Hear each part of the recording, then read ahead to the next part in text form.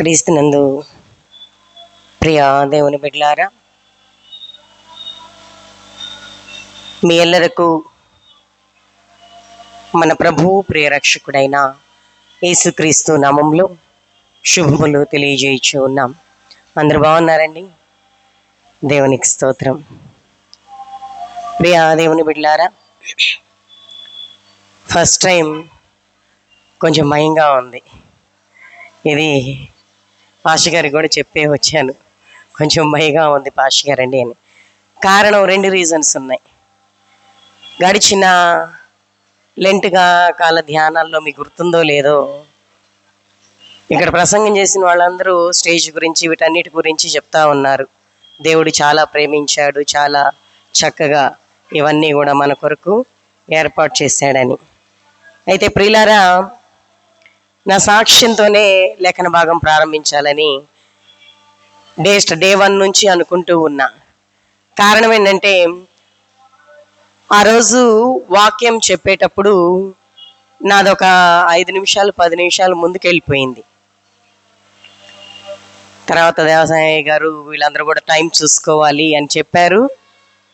తర్వాత చక్రధరయ్య గారు వచ్చి, పాస్టర్ గారు ఎంతసేపు అయినా మాట్లాడిద్ది, ఈ టైం సరిపోదు, ఆమె కొరకు మనం సభల్లాగా ఏర్పాటు చేసి ఇవ్వాల్సింది ప్రభు చిత్తమైతే ముందున్న దినాలలో అటువంటి ఏర్పాటు చేద్దాము అని ఆ రోజు పలికారు. పైన తండ్రి ఆదేశించాడు, అయ్యగారి నోట పలికించాడు. రోజు అనుకుంటాను, నేనేంటి, నా స్థితి ఏంటి, సభలు ఏర్పాటు చేయటం ఏంటి నాకని, ఎలా జరుగుతుంది అనుకుంటూ ఉంటాను. కానీ వాగ్దానము చేసిన దేవుడు నమ్మదగినవాడు. నమ్మదగిన దేవుడు ప్రియులారా, పైన ఎప్పుడైతే ఆయన ఆజ్ఞ వేసేసాడో అయ్యగారి నోట పలికించాడు. దానికి అనేక మంది సహకారులని ఏర్పాటు చేశారు, మంచి స్టేజ్ నిర్మించారు. చక్కగా సభల లాంటి వాతావరణంలో మనము ధ్యానాలను కొనసాగించుకుంటూ ఉన్నాం. అందుకు భయం వేసింది, ప్రభువా, నువ్వు నన్ను ప్రేమించి నా కొరకు ఏర్పాటు చేసిన ఈ ఏర్పాటుకి నేను సరితూగుతానా అని ఒక భయం వేసింది. రెండవది ప్రియులారా, అందరూ అయ్యగారులందరూ అభిషక్తులు, మంచి జ్ఞానం కలిగిన వారు, సంఘాల్లో పరిచర్య చేసి మన మధ్యకు వచ్చి బోధిస్తూ ఉన్నారు. వాళ్ళలో మేము ఏ పార్టీ వాళ్ళము అని మరొక భయము వేసింది. ఏది ఏమైనప్పటికీ నేనేంటో తండ్రికి తెలుసు, ఆయన నాలో ఉన్నాడని నాకు తెలుసు. ఆ ధైర్యాన్ని బట్టి కొద్ది నిమిషాలు దైవవాక్కులు ధ్యానించడానికి ప్రభు నువ్వు నాతో ఉన్నావని అడుగులు వేసుకుంటూ వచ్చి మీ మధ్య నిలబడ్డాను. ఆయన నన్ను నిలబెట్టాడు. ప్రార్థన చేసుకుందాం. యెహోవా, మా ఆశ్రయదుర్గమా, మా విమోచకుడా, నా నోటి మాటలు, మా అందరి హృదయ ధ్యానములు మీ దృష్టికి అంగీకారముగా చేయము. చదవబడిన పరిశుద్ధ లేఖన భాగములోని ఆధ్యాత్మిక సత్యములను మీరే మాకు బయలుపరచండి. తద్వారా మా జీవితాలను, కుటుంబాలను సరిచేసుకుని నీకు ఇష్టమైన బిడ్డలుగా మేము మా కుటుంబాలు ఉంటూ నీ దివ్యమైనటువంటి వాక్కులను ప్రభువా గ్రహించుకొని నీ ప్రేమ పొందుకొని క్రిస్మస్ నూతన సంవత్సరపు ఆనందాలతో సంతోషాలతో ముందుకు సాగునట్లు కృప దయచేయమని యేసుక్రీస్తు ద్వారా వేడుకొనుచు ఉన్నాము కర్త. ఆమేన్. ప్రియ దేవుని బిడ్డలారా, చదవబడిన పరిశుద్ధ లేఖన భాగమును మనం గమనించినప్పుడు లూకా సువార్త 1వ అధ్యాయము 26వ వచనము నుండి లేఖన భాగమును మన కొరకు సిద్ధపరిచినటువంటి విధానం మనం చూస్తూ ఉన్నాం. ప్రార్థన లేఖన భాగ అంశము కూడా మనకి సర్వోన్నతుడైన దేవుని కుమారుడు అనేటువంటి అంశము ద్వారా ఈరోజు దేవుడు మనతోటి మాట్లాడుతూ ఉన్నాడు.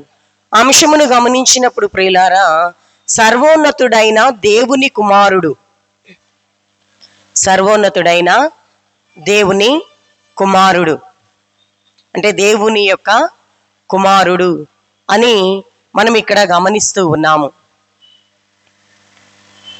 దేవుని కుమారుడు అనగా జనరల్గా మనం మన బిడ్డలను చూస్తూ ఉన్నప్పుడు, పిల్లలని చూస్తూ ఉంటే ఏమనుకుంటూ ఉంటాము? తండ్రిని పోలినటువంటి పోలికలతోటి రూపంతోటి ఉన్నటువంటి బిడ్డలను చూసినప్పుడు ఏమనుకుంటూ ఉంటాము? వీడు అచ్చం వాళ్ళ నాన్నగారు లాగానే ఉంటాడండి, వాళ్ళ నాన్న నోట్లో నుంచి ఊడిపడినట్లుగా ఉంటాడండి. మీకు ఇంకా బాగా అర్థం అవ్వాలంటే మా పెద్ద పాపను చూడంగానే ఏమంటారు? పాస్టర్ గారేనండి, అచ్చం పాస్టర్ గారేనండి అంటూ ఉంటారు కదా. ఎలా చెప్తూ ఉన్నారు? పాప యొక్క పోలికలు, రూపము అన్నిటిని బట్టి అచ్చం పాస్టర్ గారేనండి అని ఆ రీతిగా చెప్పగలుగుతూ ఉన్నారు. మా చిన్న పాప కూడా ఆమె పోలికలు లేవు కానీ ఆమెని అదే అంటారు, చిన్న పాస్టర్ గారు అంటూ ఉంటారు. ఏమిటంటే ప్రియులారా, ఆమెకు పోలికలు లేవు కదా, మరి ఆమెను ఎలా అంటున్నారు అంటే, ఆమె మాట కానీ ఆ గట్టిగా మాట్లాడేటువంటి తనము కానీ సెకండ్ కూడా తడుముకోకుండా వెంటనే పంచుల మీద పంచులు వదిలేస్తూ ఉంటుంది. ఈ లక్షణాలన్నీ నాలో అయితే లేవు. ఎవరిలో ఉన్నాయి అంటే అవి కూడా అయ్యగారిలోనే ఉన్నాయి. వీటిని బట్టి రూపంలో చూస్తే పెద్ద పాపని పాస్టర్ గారు అంటారు, బుద్ధి గుణగణాలు మాటలను చూస్తూ ఉన్నప్పుడు చిన్న పాపని పాస్టర్ గారు అంటారు. అలాగే మీ బిడ్డలను కూడా పోలికలు కానీ వాళ్ళ యాక్టివిటీస్ కానీ అవన్నీ చూస్తున్నప్పుడు అచ్చం వాళ్ళ అమ్మలాగండి, నాన్నలాగండి, ఈ రీతిగా మనము చెప్పుకుంటూ ఉంటాము. అలాగే ప్రియులారా, ఇక్కడ చూడండి, సర్వోన్నతుడైన దేవుని కుమారుడు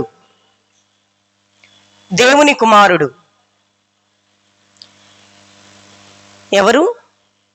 ప్రభు అయిన యేసుక్రీస్తు వారిలో సర్వోన్నతుడైనటువంటి దేవుని యొక్క గుణగణాలను బట్టి మరి మనం ఆయనను దేవుని కుమారుడని గమనించాలి కదా. గమనించాలంటే ఫస్ట్ ఆఫ్ ఆల్ దేవుని యొక్క లక్షణాలను, దేవుని యొక్క దైవత్వాన్ని మనం తెలుసుకోవాలి. విశ్వాస జీవితంలో ప్రియులారా, చాలా మంది దేవుని వెంబడిస్తూ ఉంటాం కానీ ఆధ్యాత్మిక ఆంతర్యాలు తెలియక, దేవుని యొక్క శక్తి దైవత్వము తెలియక కొన్ని సందర్భాలలో సంఘాలలో సమాజంలో ఏమీ మాట్లాడలేకుండా ఉంటారు. మీరు దేవుణ్ణి ఆరాధిస్తున్నారు కదా, మీ దేవుని గొప్పతనం ఏంటి? మీరెందుకు దేవుని నమ్ముతూ ఉన్నారు? యేసుక్రీస్తుని ఎందుకు ఆరాధిస్తూ ఉన్నారు? మీరు క్రైస్తవ్యం ఎందుకు పుచ్చుకున్నారు? ఇటువంటి సహజమైనటువంటి క్వశ్చన్స్ అనేటువంటివి మనకి ఎదురవుతూ ఉంటాయి. మీ వ్యక్తిగత జీవితాలలో ఎదురైనయా? చాలామందికి ఎదురవుతూ ఉంటాయి. ఎదురైనటువంటి సమయంలో ప్రియులారా, కొంతమంది బాగానే ఆన్సర్ చేస్తారు.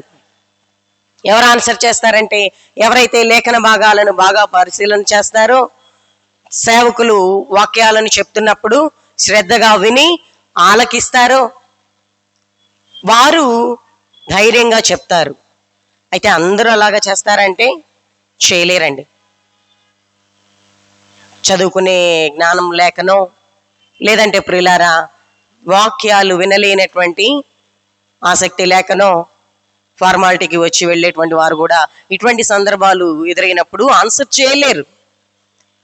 కానీ ప్రియులారా, ఈరోజు ప్రతి ఒక్కరూ కూడా ఆన్సర్ చేయగలగాలి. దేవుడు మీతో ఆ విధముగా మాట్లాడాలని ఆశపడతా ఉన్నాడు. సర్వోన్నతుడైనటువంటి దేవుని కుమారుడు, సర్వోన్నతుడైనటువంటి దేవుని కుమారుని యొక్క లక్షణాలను తెలుసుకోవాలి, ఆయన గుణగణాలను తెలుసుకోవాలి. ఆయన దేవుని కుమారుడిగా ఎలా పుట్టాడో తెలుసుకోవాలంటే దేవునిని మనము తెలుసుకోవాలి కదా. దేవుని కుమారుడు ప్రియులారా ఎలా పుట్టాడు చూడండి. లూకాసు వార్త 1వ అధ్యాయం 35వ వచనములో మనం చూస్తూ ఉన్నప్పుడు ప్రియులారా, 35వ వచనములో ఏమంటా ఉన్నాడు? దూత చెప్తూ ఉంది, కన్య అయినటువంటి మరియమ్మకు, పరిశుద్ధాత్మ నీ మీదికి వచ్చును, సర్వోన్నతుని శక్తి నిన్ను కమ్ముకొనును, గనుక పుట్టబోవు శిశువు పరిశుద్ధుడై దేవుని కుమారుడు అనబడును. దేవుని కుమారుడు అనబడును. కన్యకగా ఉన్నటువంటి మరియమ్మ ప్రియులారా, యోసేపునకు ప్రదానము చేయబడిన తర్వాత యూదుల యొక్క పెండ్లి వివాహాల పద్ధతిని మనం చూస్తూ ఉన్నప్పుడు, ప్రదానము చేయబడిన తర్వాత వెంటనే మనలాగా అర్లీగా పెళ్లి చేయరు.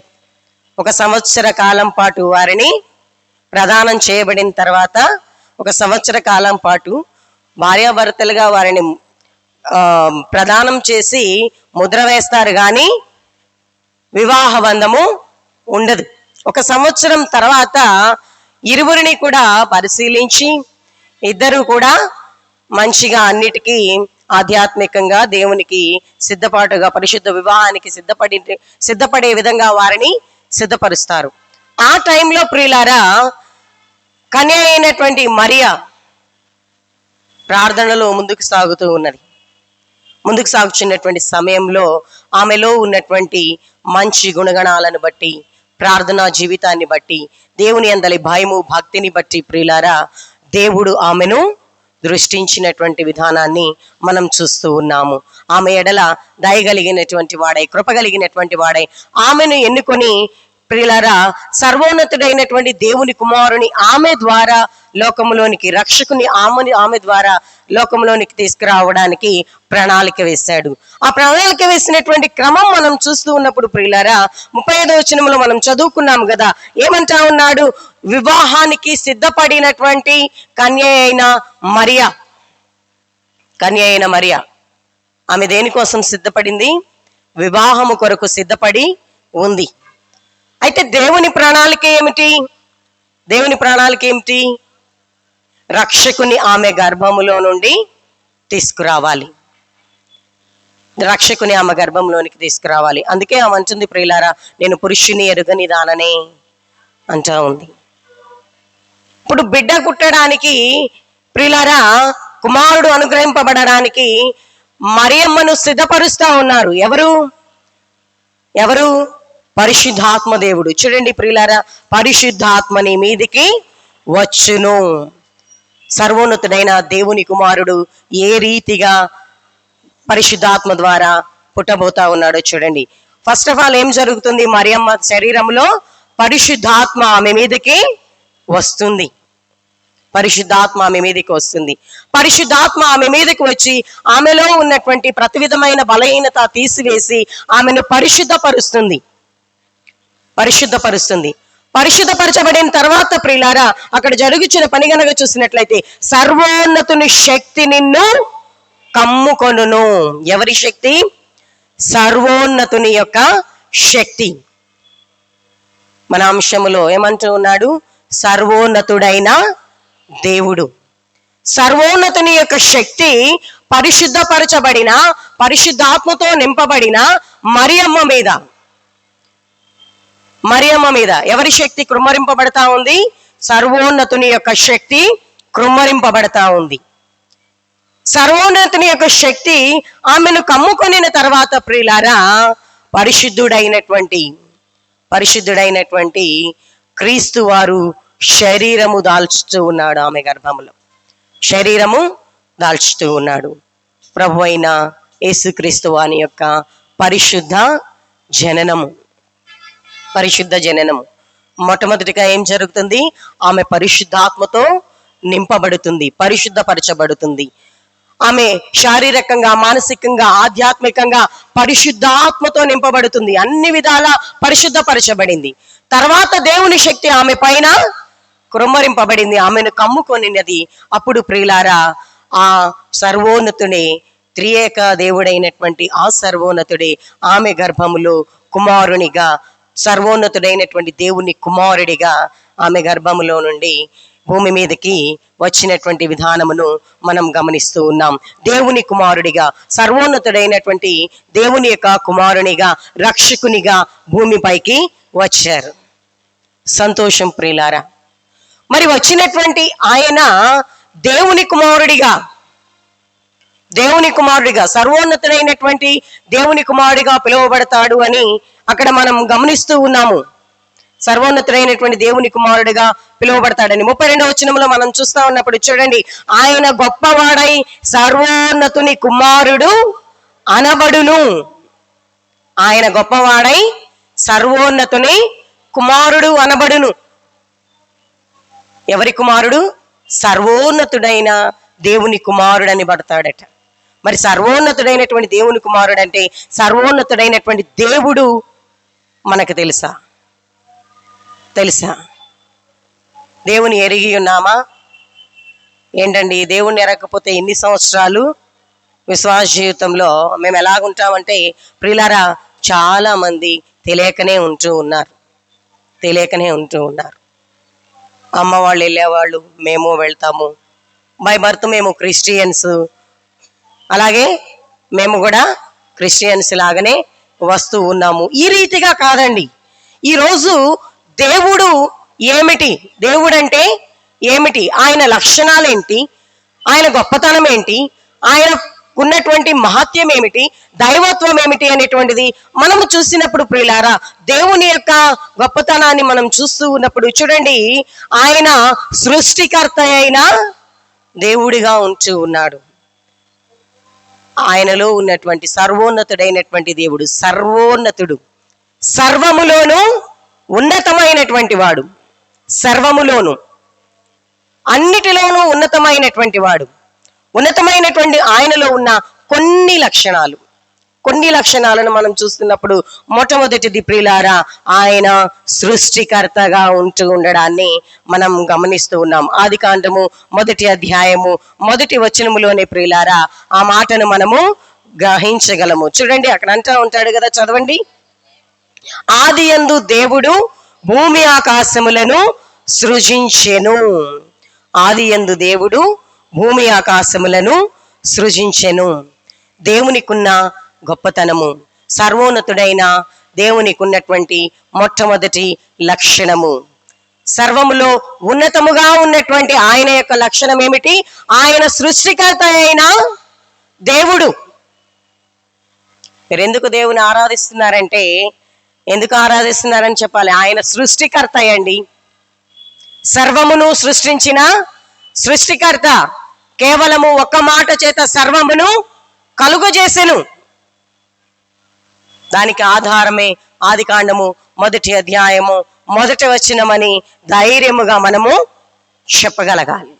సకలము సర్వము ఆయన వలననే కలిగినవని మనము చెప్పగలగాలి.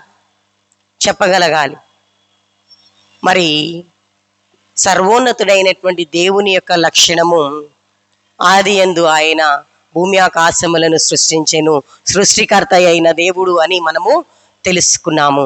మరి సర్వోన్నతుడైనటువంటి దేవుని కుమారునికి కూడా అదే లక్షణం ఉండాలి కదా. దేవునికి ఉందంటే దేవుని కుమారునికి కూడా అదే లక్షణం ఉండాలి కదా. చూడండి ప్రియులారా, దేవుని కుమారుడైనటువంటి ఆయనకు కూడా మనము చూస్తూ ఉన్నప్పుడు ప్రియులారా, చూడండి, యోహాను సువార్త 17వ అధ్యాయము 24వ వచనములో మనం చూస్తూ ఉన్నప్పుడు ప్రియులారా,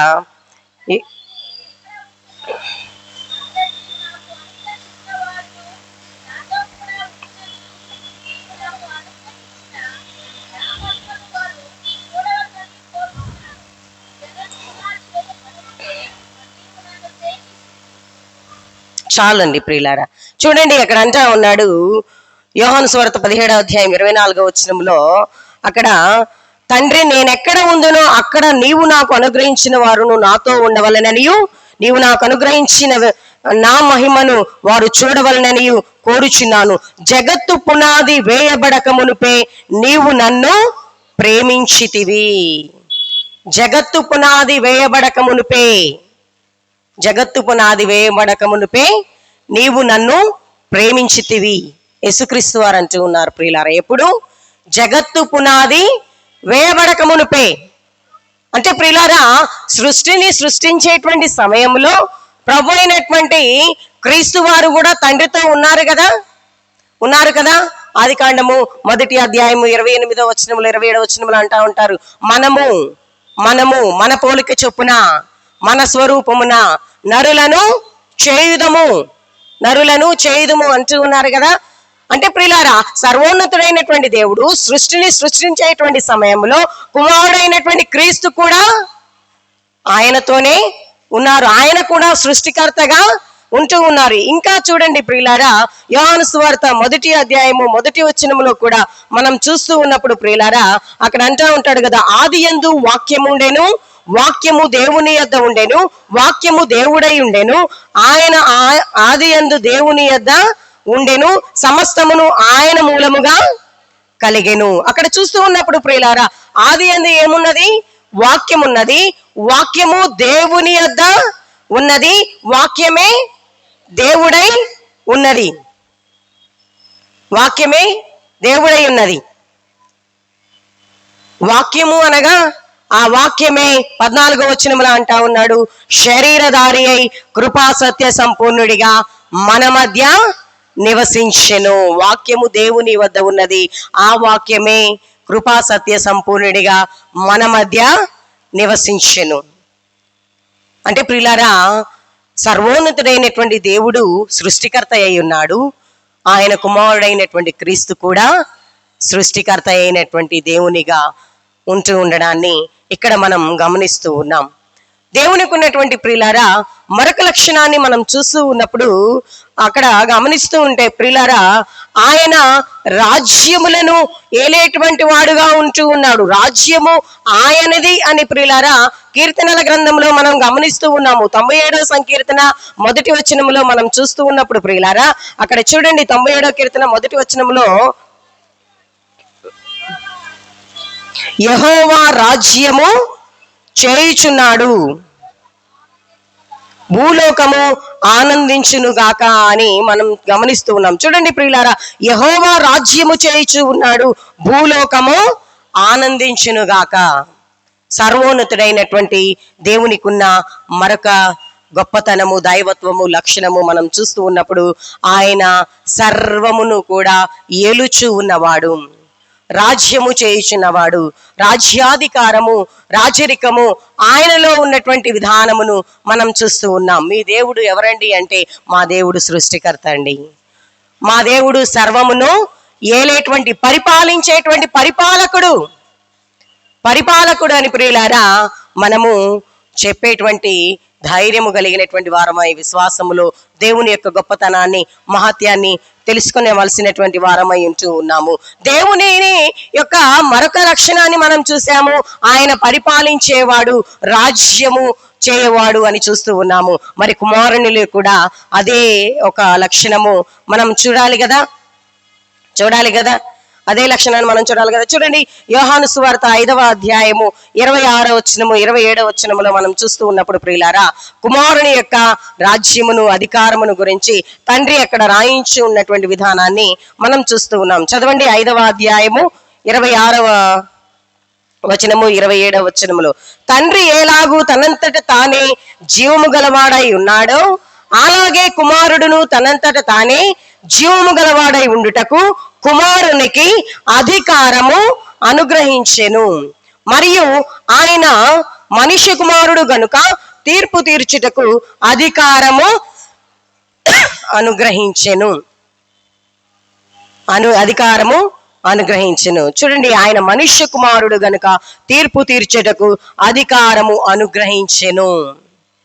కుమారునిలో కూడా పరిపాలించే అధికారమును, లక్షణమును మనం చూస్తున్నాం కదా ప్రియులారా. దేవుడైనటువంటి, సర్వోన్నతుడైనటువంటి మనము ఆరాధించేటువంటి మన తండ్రికి ఉన్నటువంటి అధికారములు, ఒకటి సృష్టికర్త, 2 పరిపాలించేవాడు. అదే లక్షణములను మనం క్రీస్తులో చూస్తూ ఉన్నాము.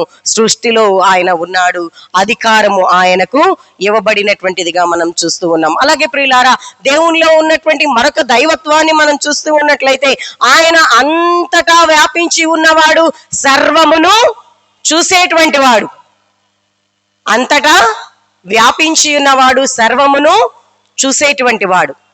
ఆదికాండంలో మనం చూస్తూ ఉన్నప్పుడు ప్రియులారా, హాగరు తండ్రి అయినటువంటి దేవునికి ఒక పేరు పెడతా ఉంది. ఏమిటా పేరు? చూచుచున్న దేవుడు. ఏమి చూశాడు? ఏమి చూశాడు? హాగరు బిడ్డను ఎడారిలో దూరముగా విసిరివేసి దూరముగా పెట్టి బిడ్డ దాహముతో ఏడుస్తూ ఉంటే ఏమీ చేయలేని నిస్సహాయ స్థితిలో ఏడుస్తూ దూరముగా ఉండడాన్ని చూసిన దేవుడు, సర్వములోను అంతటా వ్యాపించి ఉన్న దేవుడు, హాగరు ఆ ఎడారిలోనికి రావడానికి గల కారణం ఏమిటో ఎరిగి ఉన్న దేవుడు, అక్కడ సారమ్మ దగ్గర జరిగిన విషయము చూసిన దేవుడు, ఇక్కడ హాగరు ఎందుకు ఏడుస్తున్నటువంటి హాగరును చూసిన దేవుడు, అంతటా ఉన్నవాడు సర్వమును వ్యాపించి ఉన్నటువంటి వాడిగా మనము సర్వాంతర్యామి, దేవునికి ఉన్నటువంటి మరొక లక్షణము ప్రియులారా, సర్వాంతర్యామి. సర్వ సృష్టిలోనూ ఆయనను మనము చూడగలము. ఇప్పుడు ఈ సమయంలో కూడా మన మధ్య ఆయన సంచరించుచూనే ఉన్నాడు. అదే లక్షణాన్ని ప్రియులారా ప్రభు అయినటువంటి క్రీస్తులో కూడా మనము చూడగలము. క్రీస్తులో మనం చూస్తూ ఉన్నప్పుడు ప్రియులారా, నతనయేలు ప్రభు అయినటువంటి యేసుక్రీస్తు వారిని చూడడానికి వచ్చినప్పుడు, దర్శించడానికి వచ్చినప్పుడు ప్రియులారా, యేసుక్రీస్తు వారంటా ఉన్నారు, నీవు ఆ అంజూరపు చెట్టు దగ్గర ఉన్నప్పుడే నేను నిన్ను చూసి తిని ఎరిగి ఉన్నవాడను. అంజూరపు చెట్టు దగ్గర నతనయేలు ఉన్నప్పుడు ప్రియులారా, యేసుక్రీస్తు వారు అక్కడ నతనయేలుతో ఉన్నాడా? ఎవరి లక్షణం ఇది? ఎవరి దైవత్వము? సర్వోన్నతుడైన దేవుని దైవత్వము. ఆ దేవుని దైవత్వము ఆయన కుమారుడైన క్రీస్తులో కూడా మనము చూస్తూ ఉన్నాము. అంతేనా అండి ప్రియులారా? మేడి చెట్టు ఎక్కినటువంటి జకయాను చూస్తా ఉన్నాడు. జకయ ఇంట్లో బయలుదేరటం చూశాడు, పరుగులు పెట్టుకుంటూ రావడం చూశాడు. ఆ సమయంలో యేసుక్రీస్తు శరీరధారిగా జకయ్య పక్క నుండి, జకయ్య ఇది ఈ లైన్లో వెళ్ళు, ఎక్కడి నుంచో ఇక్కడ కనపడట్లేదా, ఓ పంచే ఈ చెట్టు ఎక్కని చెప్పి ఏమైనా నేర్పించాడా? లేదు కదా. ఆయన జనసమూహంలో స్వస్థతలు చేస్తూ పరిచర్య చేస్తూ కనీసము కొంచెము కూడా గ్యాప్ లేనంతగా సమూహంతో నిండి ఉన్నటువంటి సందర్భం అక్కడ. అయితే ప్రియులారా, జకయ్య యేసయ్యను చూడాలని ఆశపడినప్పుడు ఇంటి దగ్గర బయలుదేరడం, పరిగెత్తడం, ఆ జనసమూహాన్ని చూడలేక చెట్టెక్కాలని అనుకొని చెట్టు ఎక్కడం, ఇవన్నీ కూడా యేసుక్రీస్తు వారు చూసినటువంటి వాడుగా ఉంటూ ఉన్నాడు. ఇది సర్వోన్నతుని యొక్క దైవత్వము కదా. కుమారునిలో ఆ లక్షణాన్ని మనం చూస్తూ ఉన్నాము. అందుకే ప్రియులారా, అంత జన సమూహంలో, అంత హడావుడిలో కూడా అక్కడికి చెట్టు దగ్గరికి రాగానే తల పైకెత్తి ఏమంటా ఉన్నారు? జకయ్య దిగిరా. సర్వోన్నతుడైనటువంటి దేవుడు అన్నిటినీ చూస్తూ ఉన్నటువంటి వాడు, అంతటా వ్యాపించి ఉన్నవాడు. అలాగే ప్రియులారా, ఆయన కుమారుడైనటువంటి క్రీస్తులో కూడా మనము ఆ లక్షణాన్ని చూస్తూ ఉన్నాము. నీవు సేవించుచున్నా, నీవు ఆరాధించుచున్నా, నీకు రక్షణ కలుగజేసిన, నేను విమోచించిన దేవుడు ఎవరు అంటే ఈరోజు మనం చెప్పగలం. ఏమిటి? ఆయన సృష్టికర్త అండి, ఆయన పరిపాలించేవాడండి, ఆయన అంతటా వ్యాపించి ఉన్నవాడండి. అంత గొప్ప దేవుడు, అంత ఘననీయుడు మా కొరకు మమ్మల్ని కూడా ఆయనతో ఉంచుకోవడానికి, మేము కూడా ఆయన వలె ఉండడానికి మా కోసం రక్షకునిగా ఈ భూమి మీదకి వచ్చాడండి అని మనము ధైర్యముగా చెప్పగలం, గర్వంగా చెప్పగలం. ఆ సర్వోన్నతుడైనటువంటి దేవుడు, కుమారుడైనటువంటి క్రీస్తు ఇరువురు కూడా ఏకమై పరిశుద్ధాత్మ ద్వారా మనలను పిలుస్తూ ఉన్నారు. మనకు ఆ భాగ్యాన్ని ఇచ్చారు. మనలను ఎన్నిక చేసుకుంటున్నారు. అందుకే చూడండి, యోహాను రాసినటువంటి పత్రిక, మొదటి పత్రిక 3వ అధ్యాయము 1వ వచనములో మనం చూస్తూ ఉన్నప్పుడు ప్రియులారా, అట్టి ఘనమైనటువంటి సృష్టికర్త అయినటువంటి, పరిపాలన చేసేటువంటి ప్రియులారా, అలాగే అంతటా వ్యాపించి ఉన్నటువంటి దేవుడు, సర్వోన్నతుడైనటువంటి దేవుని కుమారుడు, ఆయన బిడలమైనటువంటి మనలను కూడా అంతే ఉన్నతంగా, అంతే ఘనంగా, అంతే గొప్పగా మనలను కూడా చూడాలని, ఏ యోగ్యత అర్హత లేనటువంటి మనలను తన కొరకు ఏర్పాటు చేసుకుని మనకు ఆ భాగ్యాన్ని అనుగ్రహించుచూ ఉండడాన్ని చూస్తా ఉన్నాం. చూడండి, ఎక్కడంతా ఉంటాడు 3వ అధ్యాయం 1వ వచనంలో, మనము దేవుని పిల్లలమని పిలువబడినట్లు తండ్రి మనకెట్టి ప్రేమ అనుగ్రహించెను చూడుడి. ఏమంటా ఉన్నారు అక్కడ? మనము దేవుని పిల్లలమని పిలువబడినట్లు, మనము దేవుని పిల్లలమని పిలువబడినట్లు తండ్రి అయిన దేవుడు తన ప్రేమని కుమారుని ద్వారా మనకు అనుగ్రహిస్తూ ఉన్నాడు. సర్వోన్నతుడైనటువంటి దేవుని కుమారుడు ఆయన రాక ద్వారా, ఆయన రక్షణ ద్వారా, విమోచన ద్వారా మనకి కూడా అట్టి భాగ్యమును అనుగ్రహిస్తా ఉన్నాడు. ఏమని అనుగ్రహిస్తున్నాడు? మీరు కూడా ఏర్పాటు చేయబడిన దేవుని పిల్లలు. దేవుని పిల్లలు, దేవుని పిల్లలని ప్రియులారా మనకు అట్టి భాగ్యమును అనుగ్రహించుతూ ఉండడాన్ని చూస్తా ఉన్నాం. మరి అటువంటి భాగ్యమును అనుగ్రహించగా ప్రియులారా, మనము ఆ భాగ్యాన్ని పొందుకునే స్థితిలో ఉన్నామా? నిజముగా దేవుని పిల్లల వలె ఉన్నామా? దేవుని పిల్లల వలె ఉన్నామా? దేవుని పిల్లలైతే ఎలా ఉంటారు? సర్వోన్నతుడైనటువంటి దేవునిని మనం చూసాం. ఆయన గొప్పతనము, ఆయన మహత్యంలో కొన్ని లక్షణాలను, ఒక 2-3 లక్షణాలను మనం తెలుసుకున్నాం. అదే లక్షణాలు, అదే మహత్యము, అదే దైవత్వము కుమారునిలో చూసాం. మరి అదే దైవత్వము, అదే గొప్పతనము మనకు అనుగ్రహిస్తా ఉన్నప్పుడు, మరి మనము అట్టి వాటిని పొందుకోవాలంటే, ఏం చేయాలి? కుమారులుగా మనం స్వీకరించబడాలంటే, కుమార్తెలుగా మనం అంగీకరించబడాలంటే, యేసుక్రీస్తు యొక్క రక్షణ మనం పరిపూర్ణంగా అనుభవించాలంటే ఏం చేయాలి? చూడండి ప్రియులారా, యోహాను రాసినటువంటి మొదటి పత్రికలోనే అక్కడ మాట్లాడుచూ ఉండడాన్ని మనం చూస్తా ఉన్నాం. 3వ అధ్యాయము 9వ వచనంలో మనం చూసినట్లయితే ప్రియులారా, చదవండి. అక్కడ అంటా ఉన్నాడు,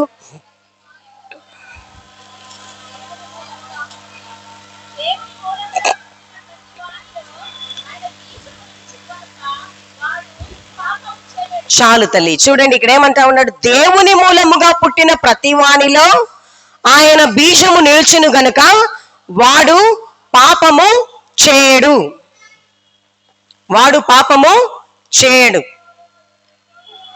దేవుని మూలముగా పుట్టినవాడు గనుక వారేం చేయరు? పాపము చేయరు. దేవుడు అనుగ్రహించినటువంటి, దేవుని కుమారుడైన క్రీస్తు అనుగ్రహించినటువంటి రక్షణ, విమోచన మనము పొందుకొని దేవుని బిడలముగా మనము ప్రత్యేకింపబడాలంటే, ఆయన వలె సర్వోన్నతమైనటువంటి ఆ దేవుని చూసేటువంటి దర్శనము, ఆయనతో ఉండేటువంటి భాగ్యము మనము పొందుకోవాలంటే ప్రియులారా, దేవుని మూలముగా పుట్టినటువంటి వారు ఏం చేయరు? పాపము చేయరు. ఇంకా అక్కడ అంటా ఉన్నాడు, చూడండి ప్రియులారా, వాడు దేవుని మూలముగా పుట్టినవాడు గనుక పాపము చేయడు. దీనిని బట్టి దేవుని పిల్లలెవరో అపవాది పిల్లలెవరో తేటపడుచున్నది. పాపము చేయడు. ఎందుకు పాపము చేయరంటే ప్రియులారా, అక్కడ అంటా ఉన్నారు, దేవుని బీజము వారిలో నిలుచును. 9వ వచనం ఆరంభంలో ఉన్నాడు కదా, దేవుని మూలముగా పుట్టిన ప్రతి వానిలో ఆయన బీజము నిలుచును. దేవుని మూలముగా పుట్టిన ప్రతి వానిలో ఏమి నిలుచును? ఆయన బీజము నిలుచును. ఏమిటి దేవుని బీజము? ఏంటి దేవుని బీజము? పరిశుద్ధుడైనటువంటి వాడు, ప్రేమ కలిగినటువంటి వాడు, సర్వశక్తి కలిగినటువంటి వాడు, అంతటా ఉన్నవాడు, అందరినీ స్వీకరించేవాడు, క్షమించేవాడు. దేవుని మూలముగా పుట్టినటువంటి వానిలో ఆయన బీజము నిలుచును. ఆయన కుమారుడైనటువంటి క్రీస్తులో ఆ బీజము నిలిచింది. ఆయన శిలువ రక్తము ద్వారా, ఆయన ఇచ్చేటువంటి రక్షణ ద్వారా మనలో ఆ బీజము నిలిచుంటే బాప్తిస్మ క్రమం ద్వారా యేసుక్రీస్తు శిలువ రక్తము ద్వారా శుద్ధి చేయబడి యేసుక్రీస్తు కొరకై మనము నిలవబడితే ఆయన బీజం మనలో నిలిచిండాలి. ఆయన బీజం మనలో నిలిచుంటే వాడు ఏం చేస్తాడట? పాపము చేయడట. మరి పాపము చేస్తూ ఉన్నాడంటే దేవుని కుమారుడు కానే కాదు. ఎన్ని ఆరాధనలకు వచ్చినా, ఎన్ని బాప్టిస్మాలు తీసుకున్నా, ఎంత గొప్ప గొప్ప దాన ధర్మాలు కార్యాలు చేసినా పాపము చేస్తే దేవుని కుమారునిగా కుమార్తెగా నీవు స్వీకరించబడవు.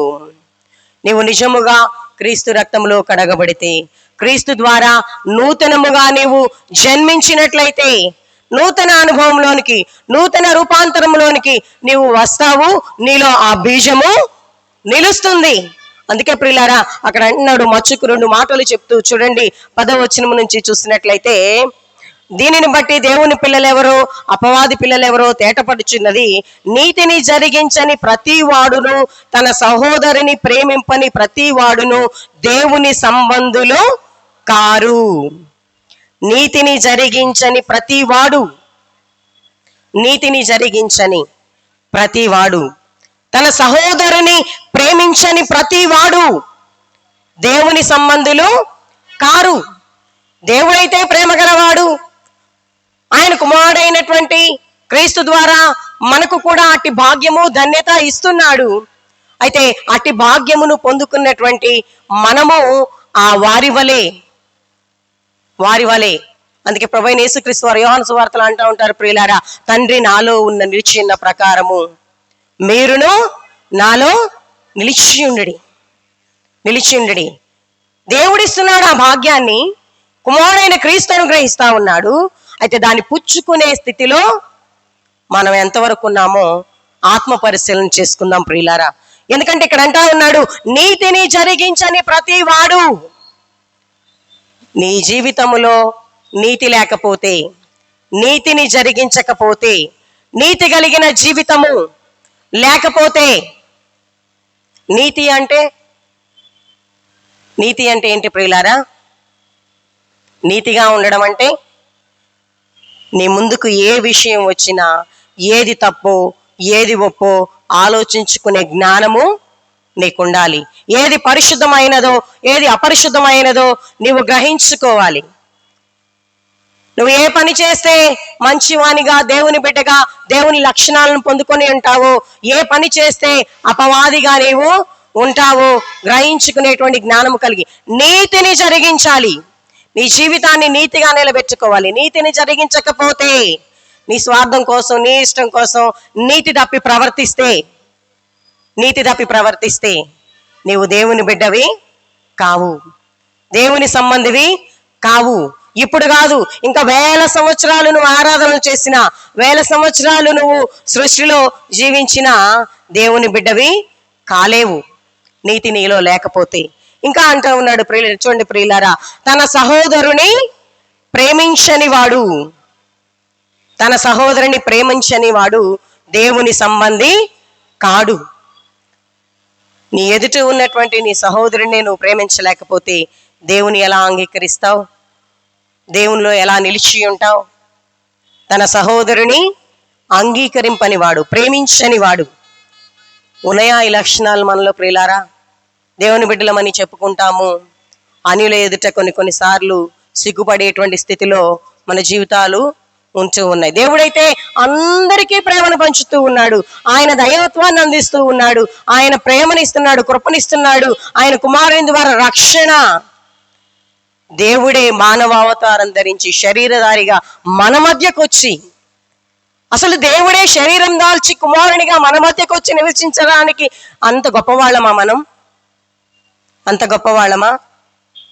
ఇక్కడ నిలవబడిన నేనే చెప్తున్నాను, నా జీవితంలో నేను 3rd క్లాస్ చదివేటప్పుడు నాకు బాగా గుర్తు. 3rd క్లాస్ చదివేటప్పుడు మాకు కరెంట్ లేదు. ఈ సీసా బుడ్డులు ఉంటాయి కదా, సీసా బుడ్డిలో కిరోసిన్ పోసుకొని ఒత్తిపెట్టి చదువుకున్న డేస్ మావి, మర్చిపోకూడదండి. మరి అటువంటి స్థితిలో ఉన్నటువంటి జీవితాలు అక్కడే ఉండిపోయినాయా? ఆయన ఉన్నతంగా ఉన్నాడు గనుక ఆయన కుమారుని ద్వారా నాకు ఆ భాగ్యం ఇచ్చాడు. ఒకసారి మన ఆరంభాలు మనం చూసుకున్నాం. అక్కడున్నప్పుడు ఆ స్థితిలో ఉన్నటువంటి విధంగానే దేవుడు మనల్ని ఉంచాడా? ఎంత ప్రేమ చూపించాడు, ఎంత కృప చూపించాడు.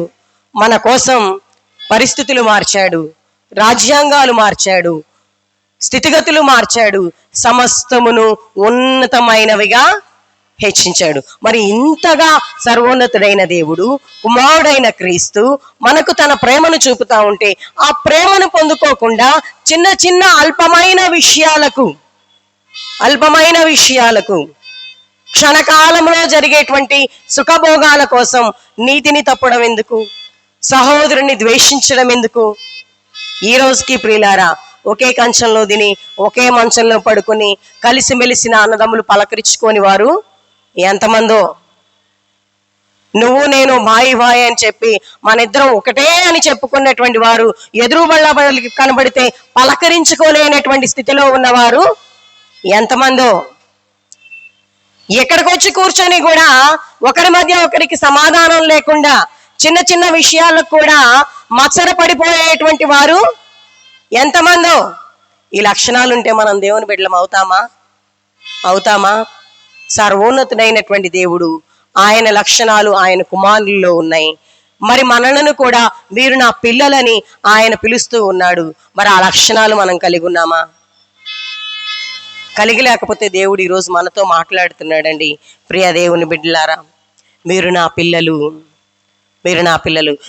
పిల్లలైతే నా బీజము మీలో నిలుచును.